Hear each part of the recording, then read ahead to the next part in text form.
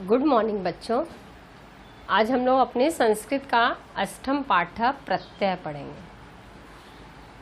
तो बच्चों ये संस्कृत के प्रत्यय हैं, इनको पढ़ने से पहले हमें जानना होगा हिंदी में प्रत्यय क्या होता है। तो हिंदी में क्या प्रत्यय होता है, आप लोगों ने हिंदी ग्रामर में पढ़ा होगा। उपसर्ग किसे कहते हैं और प्रत्यय किसे कहते हैं। तो शब्द के अंत में जुड़कर शब्द के अर्थ में परिवर्तन ला देते हैं, उसे शब्दांश के अंत में जुड़कर जो परिवर्तन लाते हैं उसे प्रत्यय कहते हैं। और प्रारंभ में जुड़कर जो अर्थ में परिवर्तन लाते हैं उसे उपसर्ग कहते हैं। तो बच्चों देखिए, प्रत्यय हम हिंदी का प्रत्यय जानेंगे। शब्द के अंत में जुड़कर शब्दों के अर्थ में परिवर्तन लाने वाले शब्दांश प्रत्यय कहलाते हैं। शब्दों के अंत में जुड़ के अभी मैं बताऊंगी कैसे जुड़ेंगे। प्रत्यय भी एक शब्दांश होते हैं। प्रत्यय भी जो है एक शब्दांश मतलब शब्द का एक अंश होता है। प्रत्यय का अपना अर्थ नहीं होता। प्रत्यय का अपना कोई अर्थ नहीं होता। देखिए, प्रत्यय का आवट, आई, ता, नी, इनका अपना कोई अर्थ नहीं होता, लेकिन ये शब्दांश के अंत में जुड़कर शब्द के अर्थ में परिवर्तन ला देते हैं।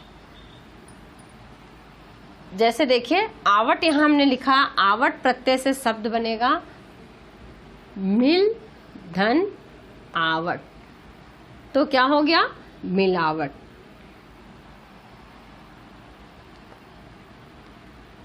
आई से चढ़, धन आई, चढ़ाई हो गया। आई प्रत्यय जोड़ दिए चढ़ में, तो चढ़ से क्या हो गया? ये चढ़ाई। मनुष्य धन ता, तो क्या हो गया? मनुष्यता। यहाँ मनुष्य था लेकिन उसमें ता जोड़ दिए तो ये हो गया मनुष्यता। मोर, नी प्रत्यय, मोर धन नी, क्या हो गया? मोरनी। तो बच्चों हम लोग देखें कि कैसे शब्द के अंत में जुड़कर, शब्दों के अंत में जुड़कर जो शब्द के अर्थ में परिवर्तन ला देते हैं उसे हम क्या कहते हैं? प्रत्यय कहते हैं। और शब्द के प्रारंभ में जुड़कर शब्द के अर्थ में जो परिवर्तन लाते हैं उसे हम उपसर्ग कहते हैं। तो बच्चों हम लोग देख लिए संस्कृत का हिंदी में प्रत्यय क्या होते हैं और प्रत्यय को हम समझ गए। आप लोगों ने हिंदी व्याकरण में पढ़ा होगा, मैं संक्षेप में ये समझाया आपको। अब हम लोग संस्कृत का अपना अष्टम पाठ देखेंगे कि संस्कृत में प्रत्यय क्या होता है। कत्वा प्रत्यय, तुमुन प्रत्यय और ल्यप प्रत्यय, किस प्रकार धातु में प्रत्यय जोड़ करके हम लोग शब्द का अर्थ जानेंगे कि कैसे शब्द बनते हैं। तो बच्चों हम लोग आगे देखेंगे कि संस्कृत के प्रत्यय। तो बच्चों अभी हम लोगों ने हिंदी का उपसर्ग और प्रत्यय देखा कि किस प्रकार उपसर्ग और प्रत्यय हम लोग जोड़कर नए शब्द का निर्माण करते हैं। तो उसी तरह देखिए, संस्कृत में भी मैं बता रही हूँ कि कैसे प्रत्यय जोड़कर शब्द बनता है और उसका क्या अर्थ होता है। तो यहाँ देखिए दिया गया है कि कित्वा, तुमुन और ल्यप प्रत्यय। कित्वा, तुमुन और ल्यप प्रत्यय है, इसके बारे में बताया गया। तो पहले हम लोग तुमुन प्रत्यय के बारे में पढ़ेंगे। तुमुन प्रत्यय धातु में प्रत्यय जोड़कर जो शब्द बनेगा उसका क्या अर्थ होगा। तो धातु में प्रत्यय जोड़ के, कौन सी धातु है ये? गम धातु। गम धातु किसके लिए प्रयोग किया जाता है? जाने के लिए। गम मतलब जाना। तुमुन प्रत्यय है गम धन तुमुन, क्या हो गया? गंतुम। गंतुम मतलब जाने के लिए। पा मतलब होता है, पा का अर्थ पीना। पा धन तुमुन, पातुम मतलब पीने के लिए। नेक्स्ट है पठ मतलब पढ़ना। पढ़ना का पठ धन तुमुन, पठितुम। पठितुम मतलब पढ़ने के लिए। देखिए यहाँ लिखा है को और के लिए तुमुन प्रत्यय का प्रयोग होता है। ठीक है, धातु में अगर तुमुन प्रत्यय लगाकर शब्द बना है तो वहाँ पर पढ़ने के लिए, जाने के लिए, खाने के लिए, पीने के लिए इसका प्रयोग किया जाता है। नेक्स्ट है कित्वा प्रत्यय। कित्वा प्रत्यय जो है उसका प्रयोग धातु में जो जोड़कर होता है तो वो क्या किस अर्थ में होता है? करके या कर। तो करके जैसे देखिए यहाँ गम है, गम धातु है। गम मतलब मैंने बताया आपको कि गम का अर्थ होता है जाना। गम धन कित्वा, तो क्या हो गया? गम धातु है और धन कित्वा, तो ये हो गया गत्वा। गत्वा मतलब जा कर, बोला ना, कर के अर्थ में प्रयोग हुआ है। कर के अर्थ में मतलब जाकर। पा धन कित्वा, पीत्वा, पी कर, ठीक। पा मतलब पीना, कित्वा पी कर। पठ धन कित्वा, पठित्वा। पठित्वा मतलब पढ़कर। पठ धातु है, पठ का अर्थ क्या होता है? पढ़ना, तो पठित्वा।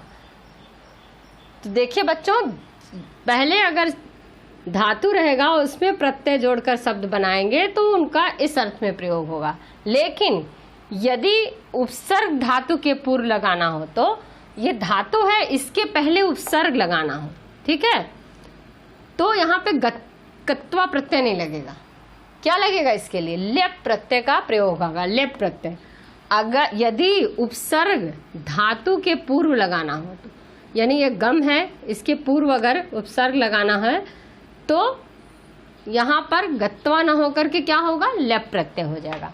तो पूर्व लगाना हो तो कित्वा के स्थान पर लेप प्रत्यय का प्रयोग किया जाता है। कित्वा के स्थान पर लेप प्रत्यय का प्रयोग, जैसे वि धन ज्ञा धन लेप विज्ञाय। विज्ञ मतलब जानना, जानकर। विज्ञाय मतलब जानकर हो गया। विज्ञ मतलब जानना। तो देखिए ज्ञा के पहले क्या लगा है? उपसर्ग लगा है। क्या, कौन सा उपसर्ग लगा है? वी उपसर्ग लगा है। तो यहाँ पर तुमुन की जगह कौन सा प्रत्यय का प्रयोग होगा? लेप प्रत्यय का प्रयोग होगा। तुम की जगह जो है यहाँ पर लेप प्रत्यय का प्रयोग होगा। ये विज्ञाय का भी अर्थ वही होता है जो कर के अर्थ में प्रयोग किया जाता है। यहाँ पे कर के अर्थ में जो प्रयोग हुआ है उसी का अर्थ विज्ञाय मतलब जान कर। और भी उदाहरण मैं दिखा रही हूँ, देखिए आ धन गम धन लेप आगम। आगम, आगम में मतलब आकर, ठीक है। तो यहाँ देखिए, यहाँ पर भी क्या है? गम है और उसके पहले क्या उपसर्ग लगा है? आ। वि उपसर्ग है, धन ज्ञा धन लेप विज्ञाय। विज्ञाय मतलब जानकर। उत धन स्था धन लेप उत्थाय। उत्थाय मतलब उठकर। वि धन हस धन लप विहस्य।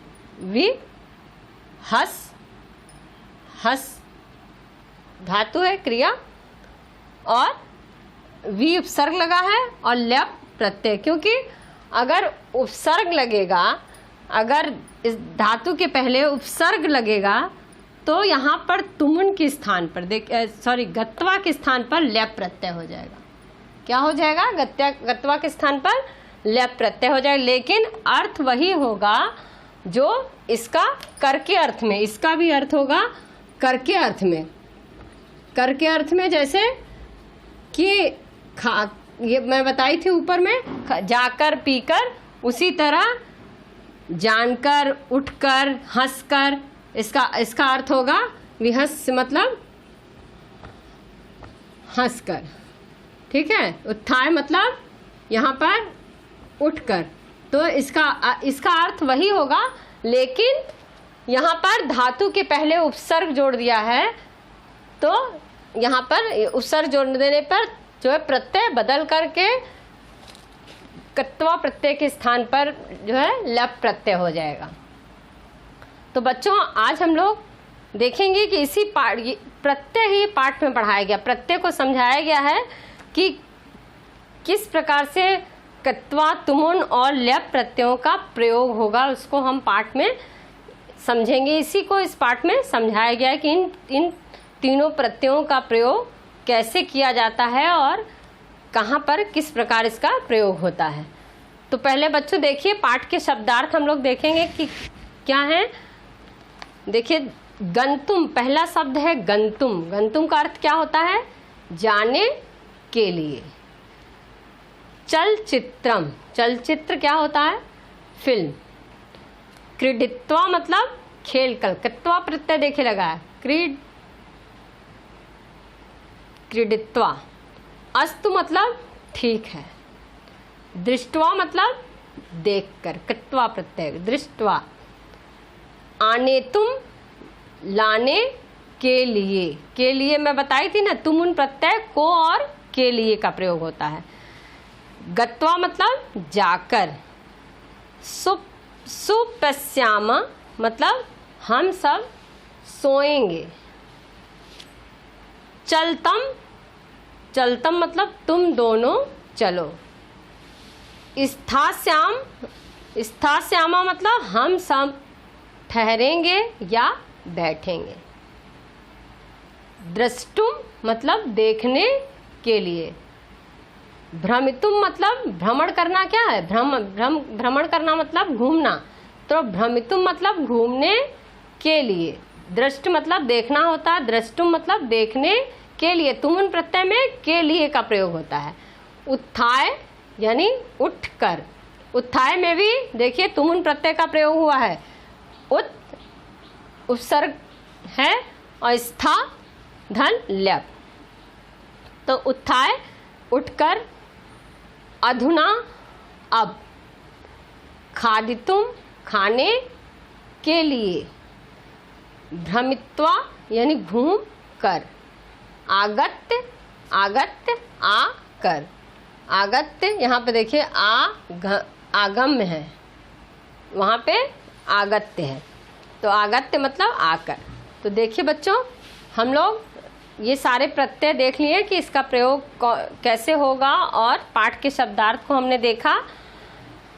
बच्चों आप लोग घर पे मेरे पढ़ाए हुए प्रत्यय को, हिंदी के प्रत्यय मैंने पढ़ाया, समझाया, उपसर्ग समझाया और शब्द के प्रारंभ में जुड़कर शब्द के अर्थ में परिवर्तन ला देते हैं, वो उपसर्ग होते हैं।